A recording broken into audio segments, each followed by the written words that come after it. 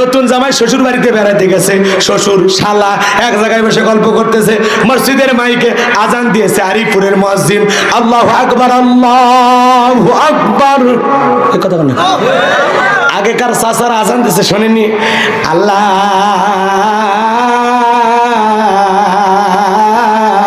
আকবার আল্লাহ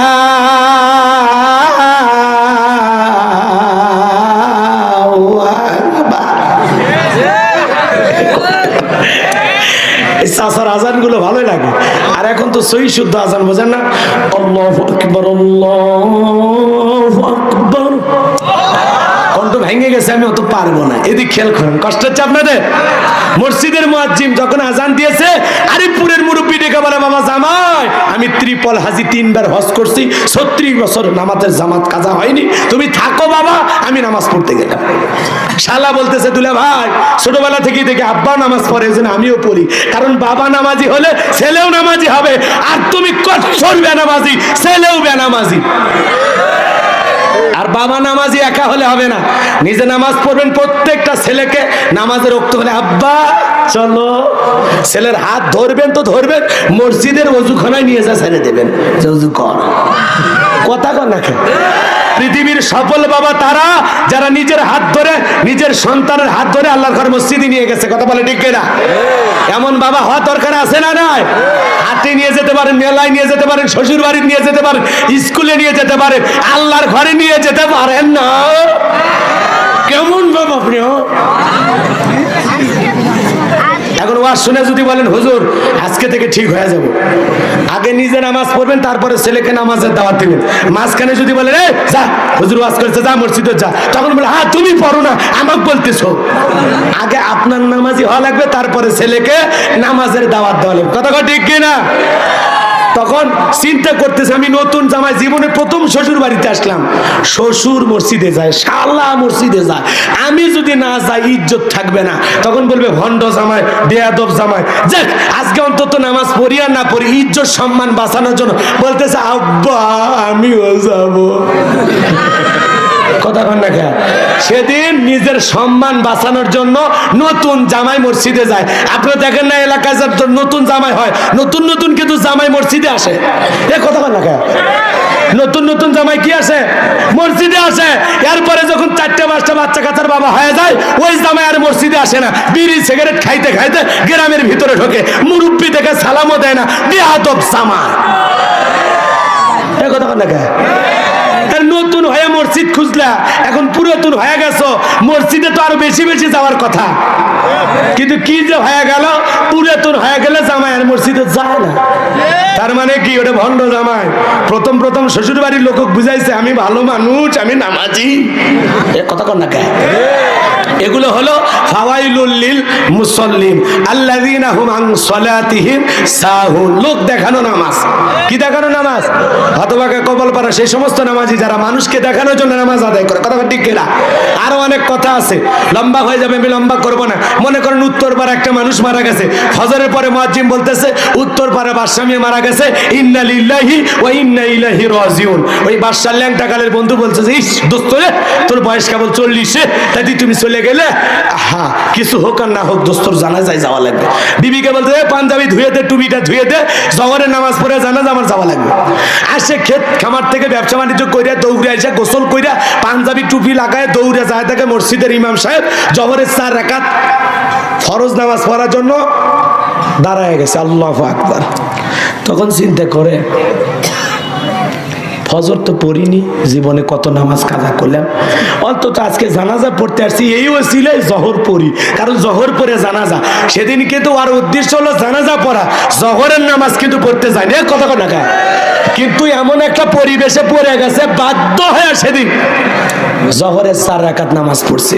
এরপরে ইমাম সাহেব লাশ সামনে নিয়ে বলছে কুল্লু নাফসিন যায়কাতুল মাউত, সবাইকে মৃত্যুর স্বাদ গ্রহণ করা লাগবে, এই দুনিয়া চিরকাল থাকার জায়গা না, সবাইকে যাওয়া লাগবে। হুজুরের ওয়াজ শুনে আফসোস করে বলতেছে ঠিক ঠিক, হুজুর আর যা বলে ঠিক, আরে এই তো মরে গেল, আর কি ফিরে আসবে, আমাকেও যাওয়া লাগবে, দুনিয়া ভাল লাগে না, হুজুরেদের কথা ঠিক। মানে এমন অনুশোচনা, এমন একটা ভান করে, মনে হয় আজকের পর থেকে আর মসজিদের বারান্দা ছেড়ে দিবি না। এ কথা বলা এরপরে যখন কবরে যতক্ষণ ওই লাশটা রাখানো হয় ততক্ষণ আফসোস অনুশোচনা চোখের পানি ছেড়ে দিয়ে কাঁদে আর বলে আরে দুনিয়ায় কিছুই না, কিছুই না, কিছুই না। এরপরে বাড়িতে যাবেন, জানাজা পড়ে টুপি আর পাঞ্জাবি খোলে, ওয়াক আর আসরের নামাজে খুঁজে পাওয়া গেছে। তাহলে তোমার এই মাটি দেওয়ার সময় এই অভিনয় করার দরকার ছিল? তুই চুপচাপ থাক রে, কথা বলু কথা বলে কেন? তুমি এই জায়গায় এসে কথা বললে, আফসোস করলে, আহারে মরা লাগবে, কত অনুশোচনা, কত কথা। ভাই দুনিয়া কিছু না। চেংরা মানুষ 40 বছরের বয়স হলো, ওই উত্তর পাড়ার এক বুড়ে বেঁচে আছে 93 বছর, আর এই 40 বছরে মরে গেল। দুটো বাচ্চা আছে, বউটার কি হবি? কথা বললে কি অনুশোচনা। আরে ও মরে গেছে, তুই যদি অরিজিনাল বোন তোর বউ বিয়ের প্রস্তাব দিস, কথা কর না কেন? অথবা দুইটা সন্তানের লেখাপড়া পড়াশোনার দায়িত্ব নে, তোর অনুশোচনা ওই ফিরি ফিরি কথা কর না কেন? কথাই আছে না, মুখের কথায় চিরা ভিজবে না। ওলে অনুশোচনা, ওই আফসোস সবাই করবার পারে। আসলে মূলত ওইটা একটা অভিনয়। ওইটা কি সত্যিকারই যদি আপনি একজন মৃত ব্যক্তির জানাজায় যা শিক্ষা নিতেন যে এরকম আমারও জানাজা হবে, এরকম আমাকেও বিদায় নিতে হবে, আমাকেও কবরে যাওয়া লাগবে, এটা যদি সত্যি আপনার দিলের ভিতরে আসতো তাহলে আপনি নামাজ কাজা করতেন না। কথা বলে ঠিক কিনা? এরপরে নেতা বক্তৃতা করে, ভাইয়ের আমার, আগামীতে যদি নির্বাচিত করতে পারেন গ্যাস দেব, বিদ্যুৎ দেব, তেল দেব, কোনো কিছুর অভাব হবে না।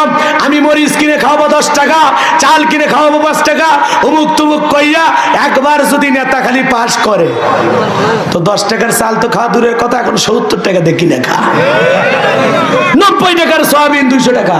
আরে চিনি তো চিনি, বাপরে বাপ, চিনি যে সেঞ্চুরি কখন পার করছে, কিসের ভারতের খেলা, কিসের বাংলাদেশ, ও তো অনেক আগেই সেঞ্চুরির ওপরে আছে।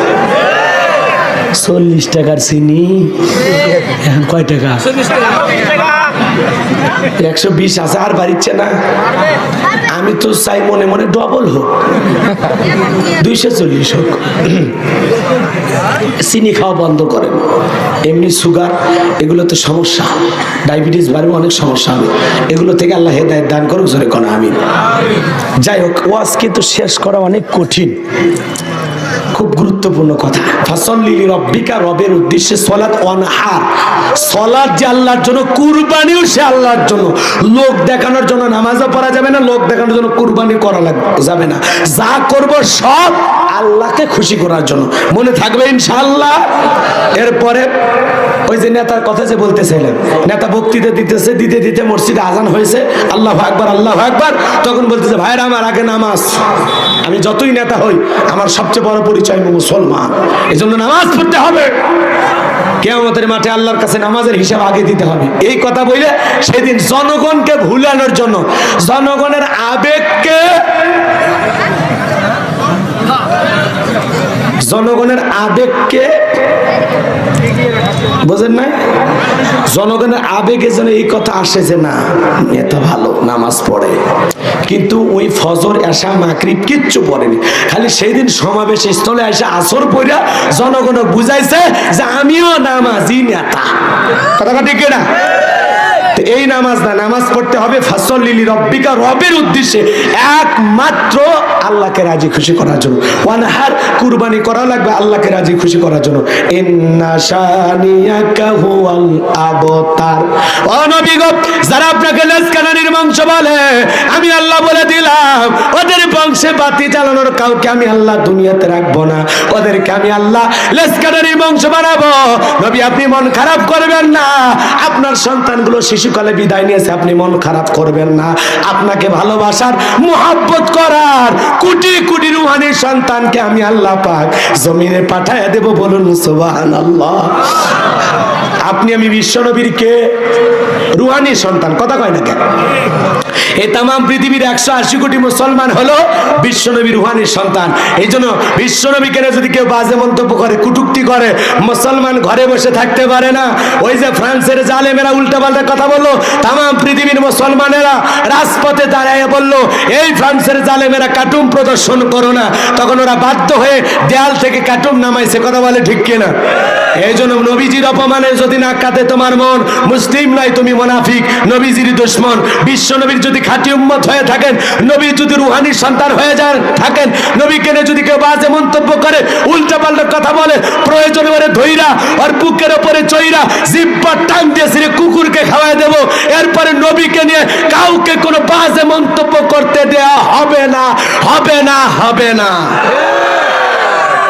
কথা বলে না কেন? এই জন্য নবীর পাগল হয়ে থাকলে নবীকে নিয়ে কাউকে বাজে মন্তব্য করতে দেওয়া যাবে না। বিশ্ব নবী হলেন আপনার আমার কলিজার টুকরা। যাই হোক ভাই, আসরের নামাজ আছে 4:15 বেজে গেছে, 10-এ শেষ করার কথা, 5 মিনিট আরো শেষ হয়ে গেল। তো যাই হোক, যারা নামাজ পড়বেন এই জায়গায় পড়ে নেন। আসলে এলোমেলো ভাবে দিনের বেলায় কথা বলা তো।